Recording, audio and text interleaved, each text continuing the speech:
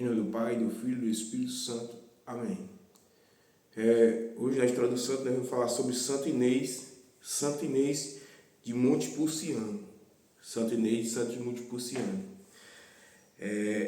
Uma santa italiana, né? Ela nasceu na Itália no ano de 28 de 1268.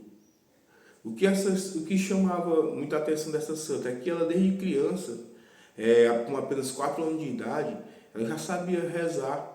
Sua família já tinha ensinado ela, com 4 anos de idade, ela já sabia rezar o Pai Nosso e a Ave Maria. E Santa Inês, ela tinha uma religiosidade dentro de si, desde criança, que impressionava a todos. Ela tinha uma vida já de oração, e ela tinha uma intimidade com Deus que as pessoas não conseguiam explicar.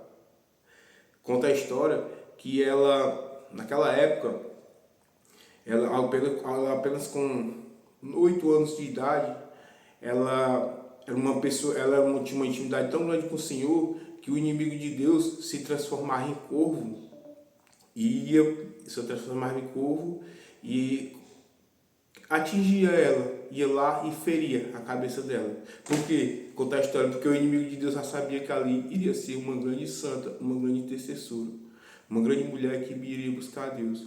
Com 9 anos de idade, devido a esses acontecimentos, o inimigo fazer isso com ela, né? Ferir. Seus pais decidiram colocá-la no convento. Colocaram no convento com 9 anos de idade.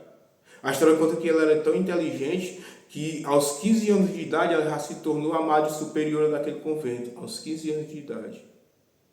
Aos 15 anos de idade ela se tornou madre superiora daquele convento. E Santa Inês, ela tinha momentos muito fortes. Conta a história que quando ela se retirava para rezar, muitas vezes as pessoas chegavam, abriam o quarto onde ela estava rezando, ela se encontrava levitando, em estado de êxtase, né? Ela levitava nas orações. A história conta também que quando ela estava levitando nas orações, no seu quarto, na sua cela, aquele quarto se tomava com um cheiro de rosas. As pessoas sentiam um cheiro muito forte de rosa. E muito importante, o que conta dela, que ela era uma das santas com mais intercessões mais fortes lá da Itália. A história dela conta que uma vez, naquela cidade onde ela morava, existia um prostíbulo, né? Um prostíbulo, uma casa de facilidade, como falava aqui. E que naquela época ela foi lá, naquela casa de facilidade, naquele prostíbulo, e lá ela começou a pregar para as prostitutas. Começou a interceder pelas prostitutas daquela casa naquela época. E aquelas mulheres lá daquela casa começaram a se decidir por Deus. Começaram a se converter. E foi tão forte a intercessão dela naquela casa de prostituição que todas as prostitutas se converteram e aquele prostíbulo, antigamente, aquele prostíbulo que era lá, acabou se tornando um convento. Todos lá se converteram. E aquela casa que antes era de prostituição acabou se tornando um convento de freiras. E isso foi através do poder da oração de Santa Inês.